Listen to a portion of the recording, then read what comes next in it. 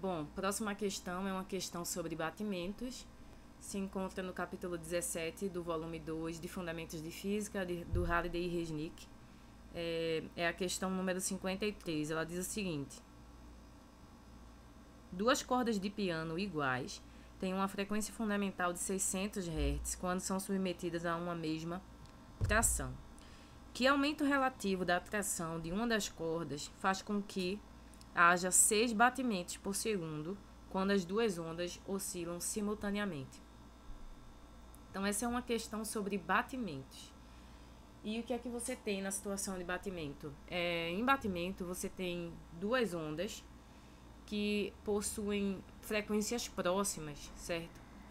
E aí, quando elas perturbam o meio ali, simultaneamente, com frequências muito próximas, o que você observa é que vai haver uma superposição dessas ondas, como é de se esperar. Mas pelo fato delas terem frequências muito próximas, essa superposição resulta num sinal que a gente chama de batimento. Então, antes de responder a questão, que é relativamente simples, vamos analisar o que seria da situação de uma superposição de duas ondas do tipo senoidal, com frequências muito próximas, duas ondas, no caso que eu vou analisar aqui, como é feito no livro texto, com amplitudes idênticas para facilitar o processo.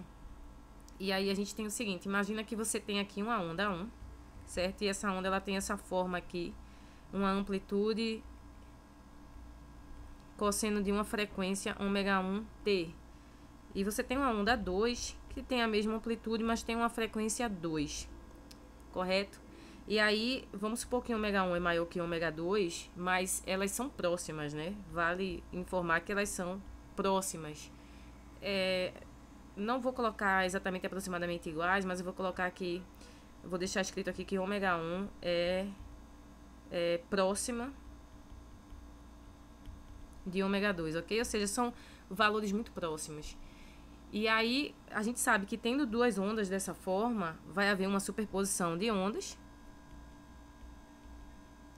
E a superposição das ondas é uma onda resultante que é a soma das ondas que se propagam no meio, seria S1 mais S2. E aí a soma dessas duas ondas seria SM cosseno de ômega 1t, mais, né, colocando em evidência o SM, fica dessa forma aqui.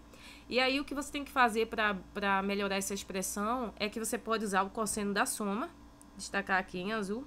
O cosseno de alfa mais o cosseno de beta, ele pode ser escrito como 2 cosseno de 1/2 de alfa menos beta vezes o cosseno de 1/2 de alfa mais beta. Você tem como provar essa relação aí, ok? E aí, se você usa essa relação para escrever a onda resultante, o S, ela fica dessa forma aqui: 2SM cosseno de 1/2, né, de ômega 1 menos ômega 2t, considerando que o alfa, né, considerando que o alfa é o ômega 1t e que o beta é o ômega 2t, ok? Então, a gente fica com essa expressão aqui para a onda resultante, vezes o cosseno de 1/2 ômega 1 mais ômega 2t. Então, essa é a onda resultante quando a gente tem duas ondas, S1 e S2, se propagando no meio. Bem, e aí a partir desse ponto, o que é que a gente faz? A gente define duas frequências. A gente define uma frequência ômega', que vai ser 1/2 de ômega 1 menos ômega 2. E a gente define uma frequência ômega, que vai ser 1/2 de ômega 1 mais ômega 2. E aí, para simplificar essa expressão da onda resultante, ela pode ser escrita, né, em termos de ômega' e ômega, como sendo 2SM cosseno de ômega' cosseno de ômega t. Só que o que é que você percebe? Como essas duas frequências, né, a gente parte do suposto que elas são próximas uma da outra, então você sabe que ômega', que é a diferença, é pequeno. Ok? Ômega' é pequeno. Ok? Enquanto que o ômega, que é a soma, ele é um valor grande, né, vamos dizer assim, não desprezível. Então a gente pode informar que ômega' é bem menor que ômega, concorda? E aí, o que é que acontece? Nessa situação aqui, a onda resultante, esse termo que eu estou colocando aqui, 2SM cosseno de ômega' t, ele vai funcionar como uma amplitude da onda. Só que ao invés de ter uma amplitude fixa, é uma amplitude que varia no tempo com o cosseno de ômega' t. Então, isso aqui a gente vai considerar como sendo uma amplitude. E isso aqui vai ser a frequência da onda, ou seja, a gente analisa esse resultado de duas ondas superpostas com frequências muito próximas como tendo uma onda resultante cuja frequência é ômega e cuja amplitude dessa onda resultante varia com a frequência ômega'. E aí, se você ver lá no livro texto, você tem uma figura que ilustra bem essa situação, que é essa figura aqui. Deixa eu colocar aqui do lado, que representa bem um batimento, em que você tem aí na figura A, você tem uma onda, né, com uma certa amplitude, uma certa frequência e período, e você tem uma onda em B que também é muito parecida, como você percebe, tem a mesma amplitude, mas tem um período, uma frequência diferente. E aí, digamos que essa seja S1 e essa seja S2, então a resultante é essa onda superposta, essa onda que é a superposição de S1 com S2, te dá essa forma de onda aqui, ok? Que é o que a gente chama de batimento. Essa é a ideia. E aí a gente tem o seguinte, essa amplitude, 2SM cosseno de ômega' t, essa amplitude ela assume valor máximo, amplitude em módulo, ela é máxima quando essa função cosseno de ômega' t, né? Quando cosseno de ômega' t é mais ou menos 1. Quando isso acontece, então, o módulo da amplitude é máxima, que é quando a função cosseno tem módulo máximo. E isso acontece duas vezes, né, em um período completo da função cosseno. E aí a gente diz, então, que por conta disso, como acontece essa amplitude máxima duas vezes, a gente vai adotar a frequência do batimento como sendo duas vezes a frequência ômega'.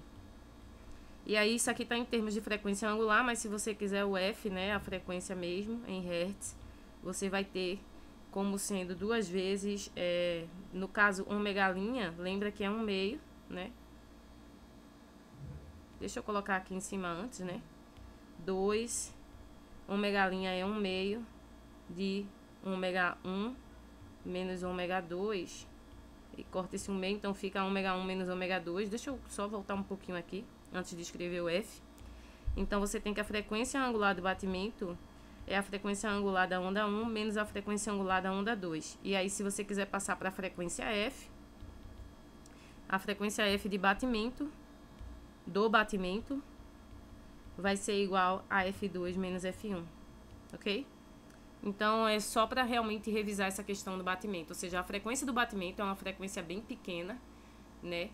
E por frequência pequena, entende-se período longo. Então, por exemplo, nessa onda resultante aqui que eu desenhei para vocês, deixa eu marcar aqui em rosa, você percebe que a frequência da onda resultante, né?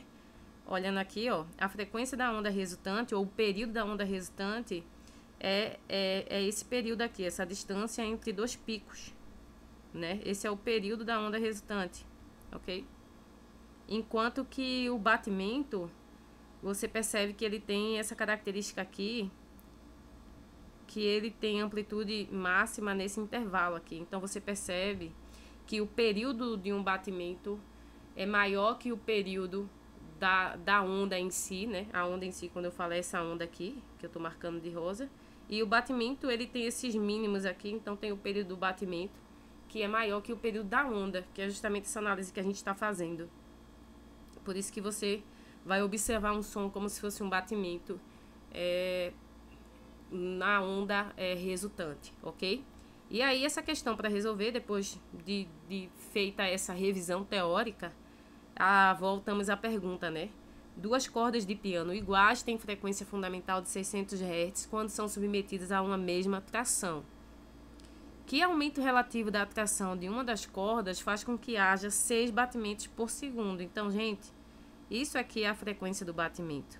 A frequência do batimento é de 6 batimentos por segundo. Deixa eu colocar numa cor aqui mais forte para destacar. Então, você tem uma frequência em laranja aí de batimento que é de 6 batimentos por segundo, portanto, uma frequência de 6 Hz. certo? Então, ele quer saber que aumento relativo de tração